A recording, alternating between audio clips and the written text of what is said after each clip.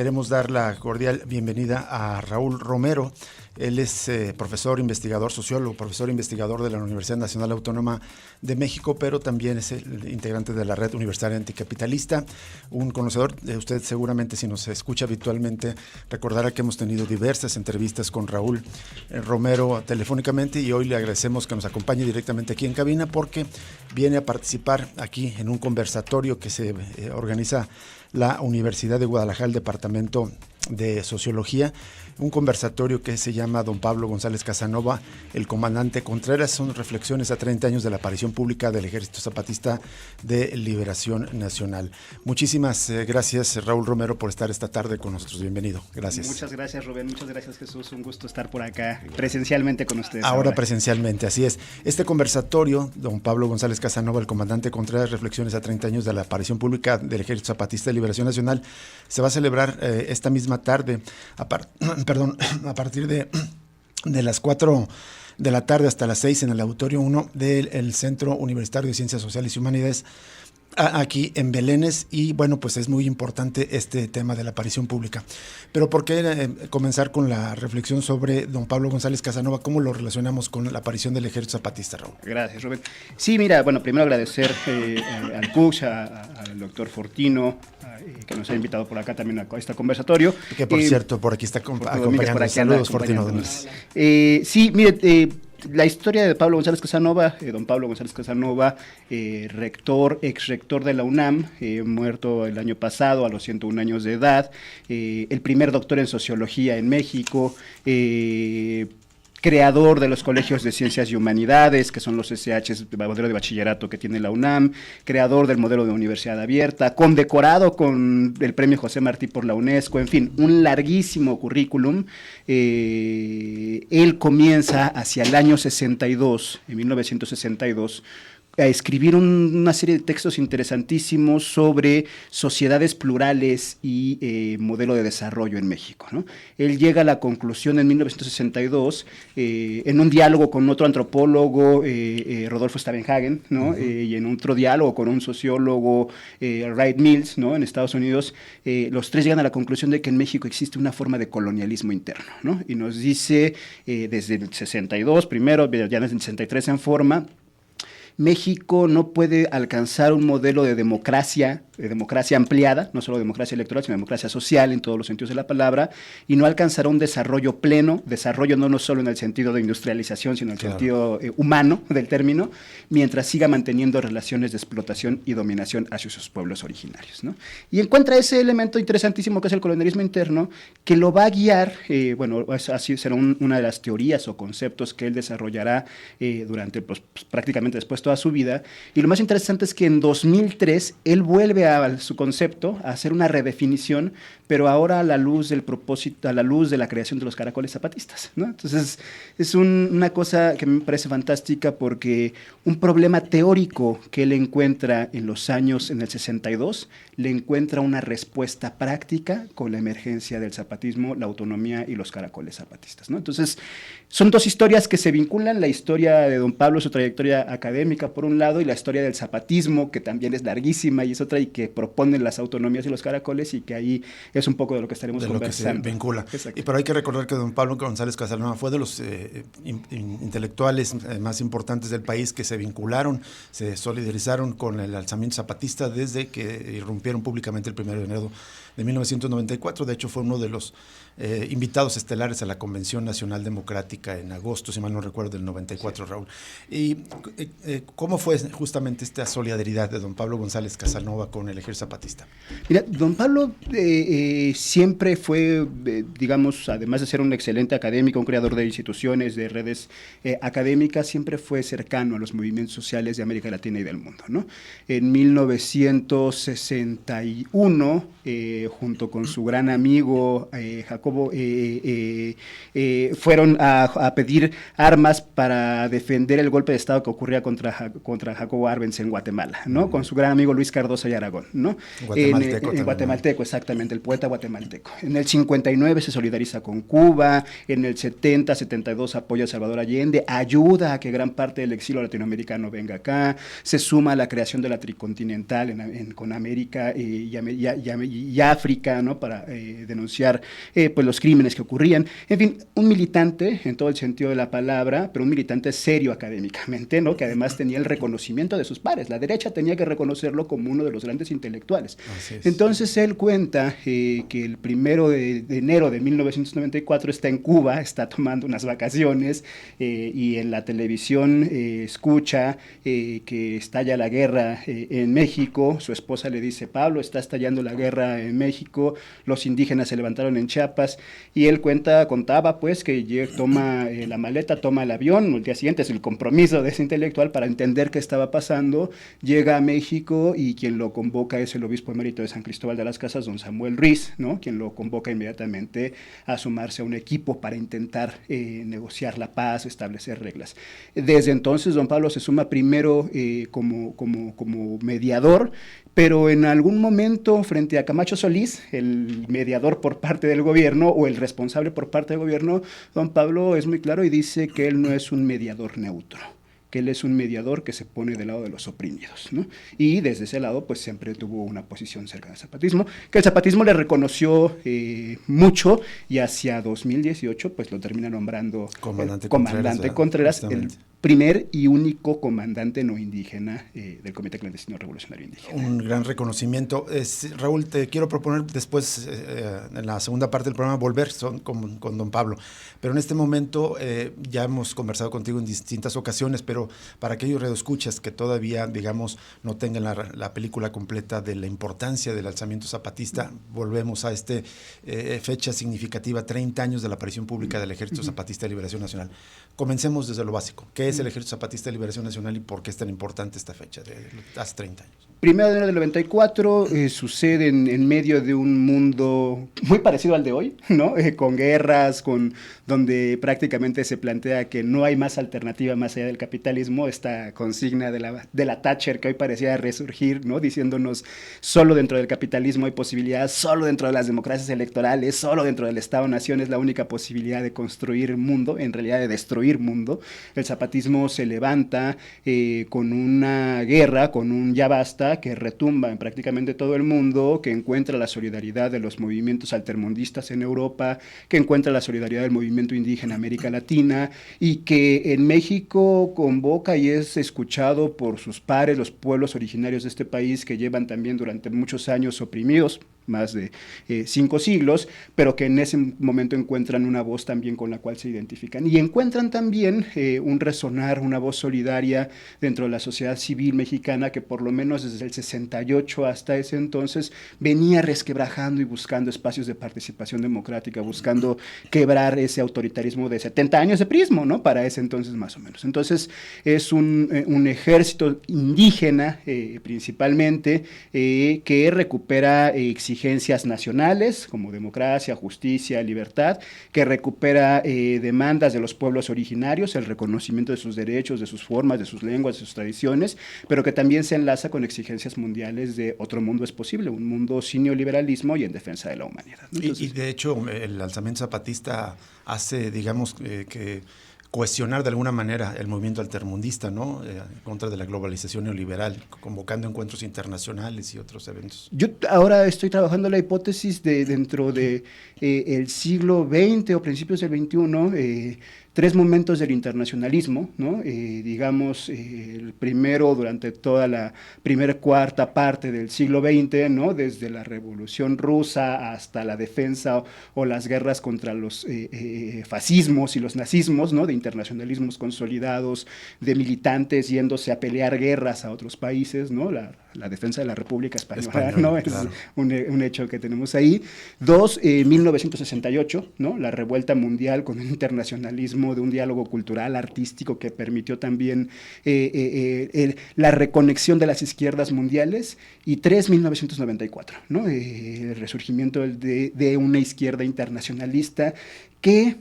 Una parte de ella, hay que decirlo, estaba triste, decaída por la caída del muro de Berlín, aquella esperanza de alternativa que se había convertido en realidad en algo que había fracasado, encuentra en el zapatismo y en el anticapitalismo y en la autonomía una posibilidad para dialogar con el mundo.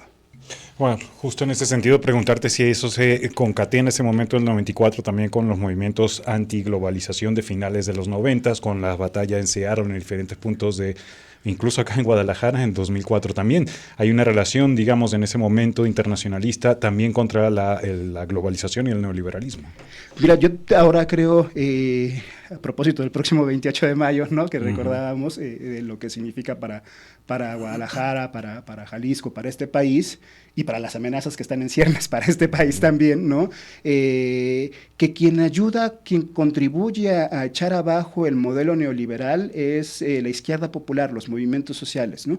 A diferencia de lo que grandes intelectuales, periodistas, narradores han contado acerca de los gobiernos progresistas, que en realidad se han dedicado a domesticar o a administrar el modelo neoliberal bajo su lógica extractiva, bajo su lógica expansionista, quienes han logrado contener el modelo neoliberal, quienes han logrado derrotarlo han sido los pueblos campesinos originarios, ahora las poblaciones migrantes, ahora las mujeres que luchan como organizaciones, ahora los movimientos de víctimas, ¿no? Que nos han colocado precisamente, si en el 94-95 los zapatistas nos decían que el neoliberalismo era una guerra contra la humanidad, la conclusión hoy es que lo que tenemos que defender es la vida, ¿no? Y defender la vida significa defender el planeta, la naturaleza, las vidas de las mujeres, las vidas de las personas migrantes, las vidas de las infancias. Entonces, sí creo que ahí hay un momento de construcción de un movimiento altermundista que encuentra la lucha contra el neoliberalismo su primer demanda, pero que se extiende hasta hoy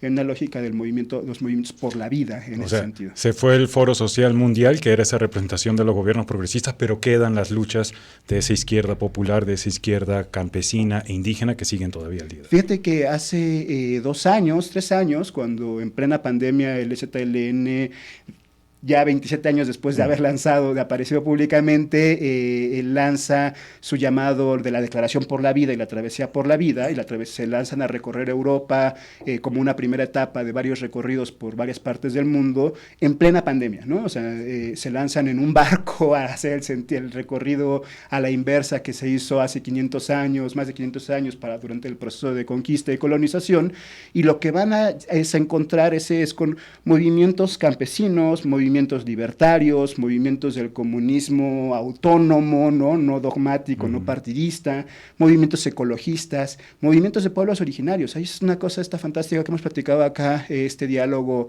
de los pueblos mayas zapatistas con los pueblos sami, ¿no? Del norte de Europa, donde allá se está construyendo el tren ártico, un proyecto de tren muy parecido al tren maya para ver el sol de medianoche y que tiene también ahí energías eólicas, y dialoga y se encuentra justo, creo que el zapatismo se encuentra con todos esos otros pares que en el mundo han sido invisibilizados, pero están ahí resistiendo en lo concreto, en lo cotidiano, cooperativas, cooperativas de vivienda, ¿no? Cooperativas de consumo, que están defendiendo los bosques, ¿no? Que están tomando Tesla, como los jóvenes ahora en Alemania, sí. Y que hoy encuentra un momento interesante, con lo que ustedes comentaban también al inicio del programa, de la guerra contra el genocidio en Palestina, ¿no? Si el momento del agotamiento de la vida, de la crisis civilizatoria, como se ha dicho, se viene diagnosticando desde hace por lo menos 30 años, hoy encuentra un punto límite con el genocidio en Palestina. Todos los límites humanos, jurídicos se han roto en Palestina y parece que el mundo está volteando. Así es.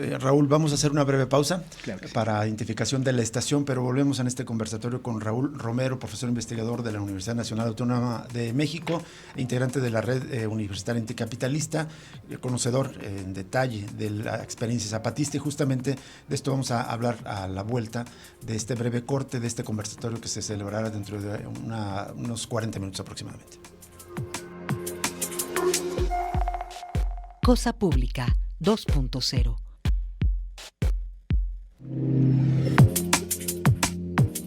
Seguimos en Cosa Pública 2.0, estamos en esta conversación con el profesor investigador Raúl Romero, sociólogo, internacionalista, especialmente estudios de América Latina y también integrante de la Red Universitaria Anticapitalista, y desde más allá de su trabajo académico, una militancia cercana al Ejército Zapatista de Liberación Nacional, y está aquí en Guadalajara, y por eso está con nosotros aquí en cabina, que le agradecemos enormemente, para invitarnos a este conversatorio que se va a celebrar dentro de media hora a las 4 de la tarde en el auditorio 1 del Centro Universitario de Ciencias Sociales y Humanidades Belén. Es un conversatorio que se llama Pablo González Casanova, el comandante Contreras, reflexiones a 30 años de la aparición pública del Ejército Zapatista de Liberación Nacional, y participan también la doctora Mónica Gallegos, a quien le mandamos un cordial saludo, y Jaime Torres Guillén, del Departamento de Sociología de la Universidad de Guadalajara.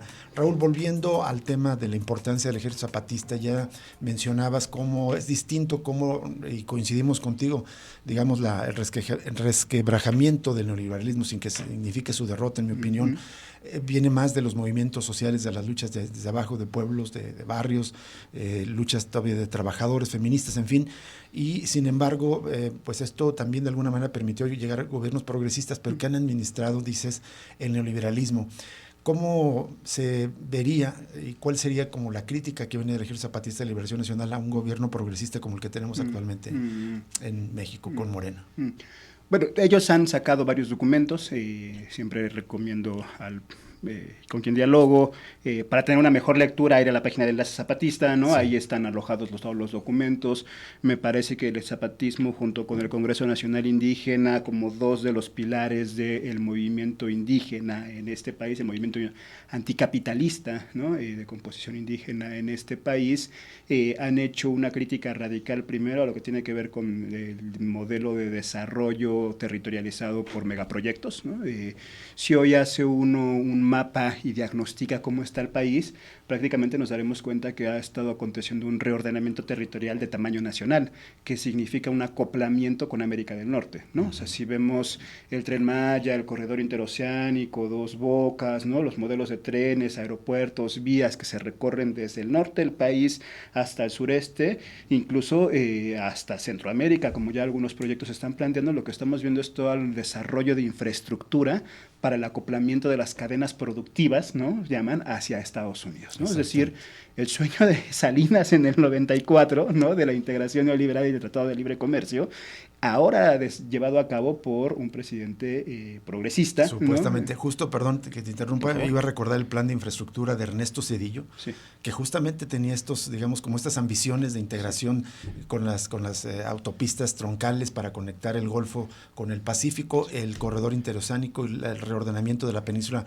de Yucatán, y después proyectos retomados por Vicente Fox, pero que no los concretaron. Sí. Y curiosamente este rediseño de una buena parte del territorio que le conviene a los intereses de Estados Unidos, a políticos económicos, pues lo está haciendo en un gobierno supuestamente progresista, ¿no? Sí, en un contexto además de calentamiento climático, ¿no? De crisis del agua, ¿no? De precios de vivienda, o sea, en un contexto en el que esto que mucha gente a veces lo vemos lejano, cuando hablamos de crisis civilizatoria o calentamiento climático decimos eso está lejos, pero salimos a la calle y nos quemamos con el sol que está todos los días, o en la Ciudad de México por lo menos respiramos, todos los días estamos en contingencia ambiental, o tenemos crisis de agua, o no podemos rentar, ya no digamos adquirir, sino rentar una vivienda digna porque está carísima, ¿no? Y vemos los precios como si ya no comemos tortillas de maíz porque está la maseca ahí, ¿no? Y entonces, o sea, cuando vemos esas cosas que son lo que cotidianamente vivimos, ¿no? Y decimos, esa es la expresión concreta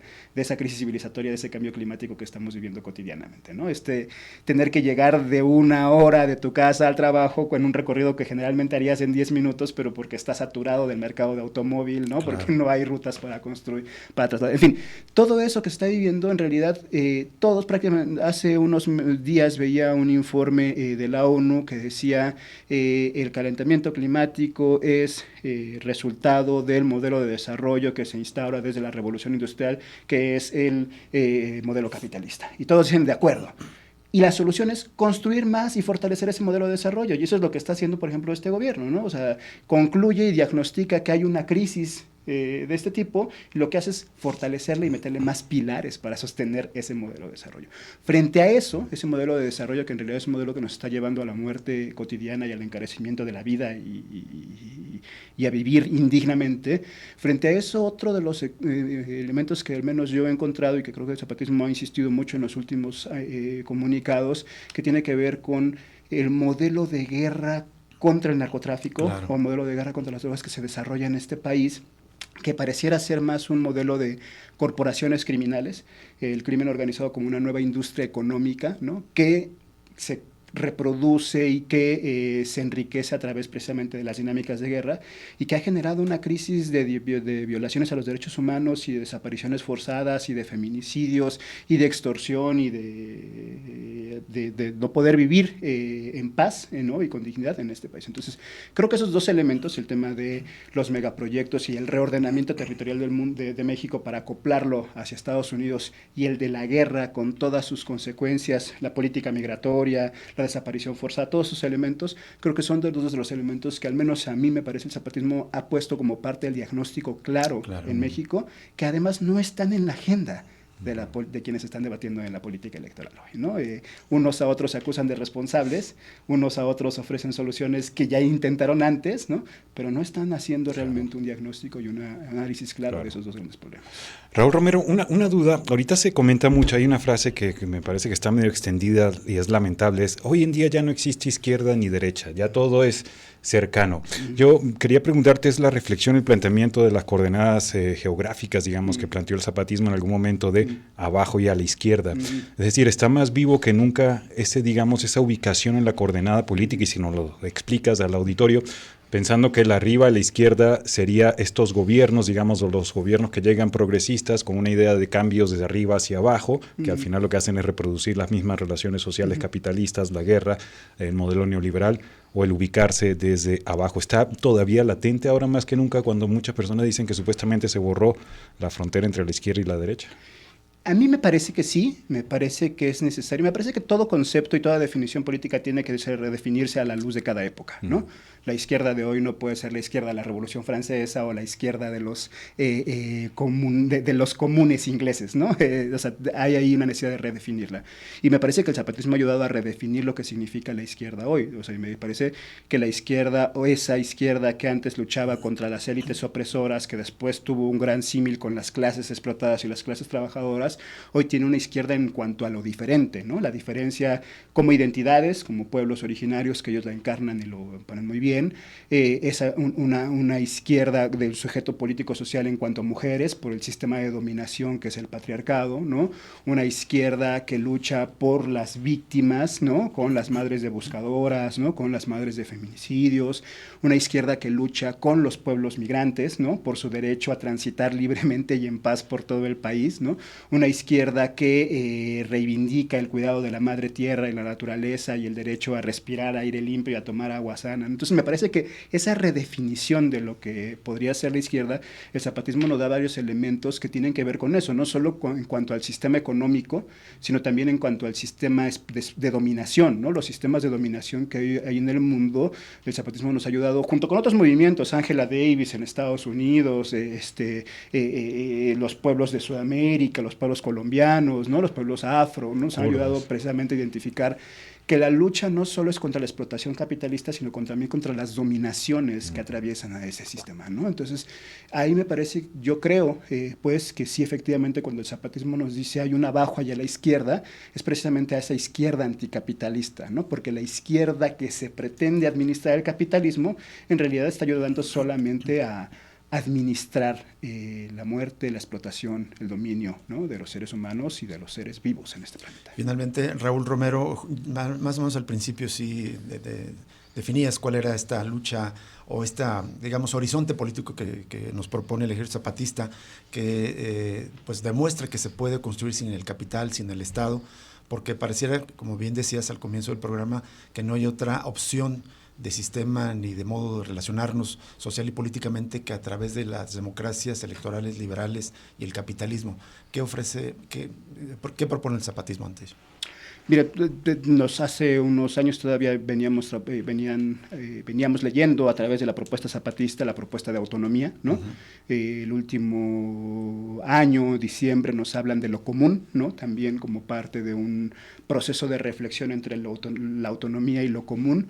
Me parece que lo que nos están ayudando a invitar ahí es a recuperar la imaginación política, ¿no? Es cuando cuando la decisión y la participación política se reduce a escuchar debates, spots, acudir a las urnas un día y no hacernos cargo de la gestión de la vida, de lo cotidiano, de lo que comemos, de lo que bebemos, de lo que intercambiamos, de con quién dialogamos, de cómo amamos, ¿no? Incluso, ¿no? De cómo queremos, de cómo nos relacionamos con nuestras parejas, con nuestras familias. Me parece que es una propuesta sumamente radical que implica repensarnos en lo individual, en lo colectivo y en lo comunitario, ¿no? Para pensar desde ahí formas de vida alternativas que, si bien el zapatismo está ofreciendo unas en sus territorialidades, hay muchas otras en este mismo estado, ¿no? En el país, en el continente, en Europa, que siguen estando, siguen resistiendo, siguen construyendo alternativas que están un tanto invisibilizadas porque a los mismos poderes, las fuerzas hegemónicas les interesa invisibilizarlo, pero que hay que ayudar a encontrarlas, ¿no? Y que esa es justo una de las premisas que me parece que el zapatismo ha hecho con la travesía por la vida, pero con otros tantos esfuerzos que ha hecho a lo largo de su existencia, de ayudar a poner en diálogo y a visibilizar todas esas resistencias que hay en el país y en el mundo. Muy bien, muchísimas gracias, Raúl Romero, por estar esta tarde con nosotros aquí en esta cabina, y todavía tiene tiempo para quienes nos escuchan asistir a este conversatorio. Don Pablo González Casanova, el comandante Contreras, reflexiones a 30 años de la aparición pública del EZLN. Además de Raúl Romero, estarán la doctora Mónica Gallegos y el doctor Jaime Torres Guillén en el auditorio 1 del Centro Universitario de Ciencias Sociales y Humanidades, aquí muy cerca, pero bueno, pues ya se encamina Raúl Romero justamente a asistir a este conversatorio. Gracias por acompañarnos, Raúl. Seguimos en contacto, esperemos pronto contigo de nuevo. Muchas gracias, Rubén, muchas gracias, Jesús. Un gusto estar por acá con ustedes. Igualmente. Gracias, vamos a una breve pausa y regresamos y vamos a presentar la información sobre la crisis por desaparición de personas.